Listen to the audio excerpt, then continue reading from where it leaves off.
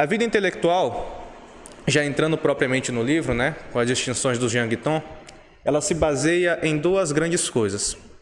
A primeira delas é a luta contra a dispersão, que é o que ele vai chamar aqui, e um certo desprendimento em relação à sua obra. Por que luta contra a dispersão? Porque o trabalho intelectual, ele exige, mais do que qualquer outro tipo de trabalho, talvez, a concentração, que é o instrumento máximo da vida intelectual. Então, quando você está lá escrevendo um livro, escrevendo um poema, escrevendo uma frase, um parágrafo, é necessário que você tenha uma concentração plena sobre aquilo. E a nossa vida moderna, tão agitada, tão caótica e tão constantemente nessa orgia dos sentidos, né? Você está sendo estimulado a todo momento, ela não permite que você tenha essa concentração plena no seu trabalho. Seja porque o telefone está aqui do lado e você quer ver o WhatsApp, o Instagram, seja porque você está em um local de muito barulho e você não consegue se concentrar. E um autor chamado Narciso Irala, nesse livrinho aqui, chamado Controle Cerebral e Emocional, ele vai distinguir quais são as principais características dessa nossa vida contemporânea. Eu vou ler um pequeno parágrafozinho aqui sobre ele, onde ele dá essas características. Vida agitada e ruidosa, divertida se quiserem, mas triste, vazia, sem proveito, atormentada e anárquica.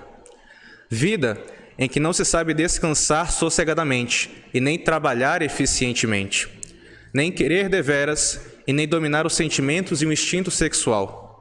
Vida, enfim, em que não se sabe ser intimamente feliz, mas na qual se encobre a tristeza e o vazio sob um montão de diversões e passatempos.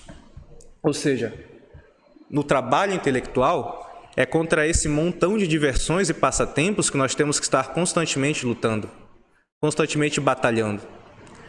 E aí que entra o outro aspecto, porque veja, nós vamos cair. É muito comum que você se distraia, que você erre, que você não consiga se concentrar ao longo da sua obra e que você seja prejudicado de alguma maneira por isso. E é por isso que a obra do intelectual ela exige um certo desprendimento. Você tem que estar meio que acima da sua obra. É justamente a prática da virtude da humildade.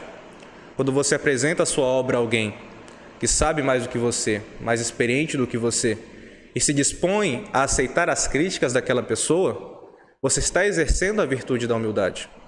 Porque você sabe que ela é superior a você e que ela pode observar falhas que você não conseguiu observar. E é para isso que o desprendimento em relação à vida intelectual ele serve. Isso não vale só para o trabalho intelectual, vale para qualquer outro tipo de trabalho.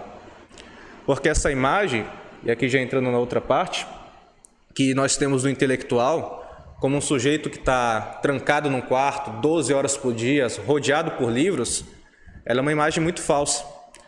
Tanto é falsa que o próprio Guiton, nas páginas iniciais do livro, no capítulo inicial, ele vai dizer o seguinte: